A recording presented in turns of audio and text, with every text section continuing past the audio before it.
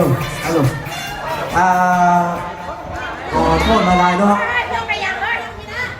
ในวงเพื่อนเนาะสีโคตรเก่าเนาะที่ว่ามาชุมนุมกันในมือนี้เนาะถ้าผู้ใดมาแล้วเนาะให้มาหากันอยู่หน้าห้านเวทีเลยเด้อ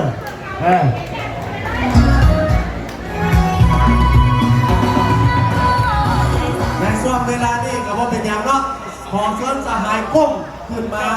ให้คำแนะนำด้วยหนึ่งก่อน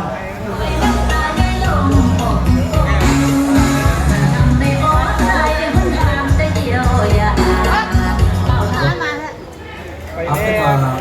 ตอนนี้ก็ขออนุญาตแม่ดอนคอยกไปเช็คราคาเนาะพวกนี้พวกเขามีกิจกรรม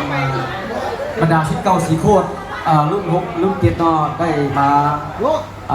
ชุมนุมกันแล้วก็จัดงานเลี้ยงเฉลิมฉลองวันกรรมกรสากลอยู่ที่ร้านอาหารสบายเย็นย่ำจันทร์เนาะซึ่งก็ต้องขอแสดงความภาคแพ้บรรดาผู้มีสหายชิดเก่าสีโคตรรุ่น6และรุ่น7วัดทุกสายเนาะในวันนี้ว่าเป็นเรื่องงานดีที่ว่าพวกเขาได้มาเต้ามารวมกันเป็นก้อนกำลังหนึ่งเนาะชาติก็คือพวกเขาเข้ากันคือว่าวันนี้พวกเขาได้มีกิจกรรมการเลี้ยงจริงๆ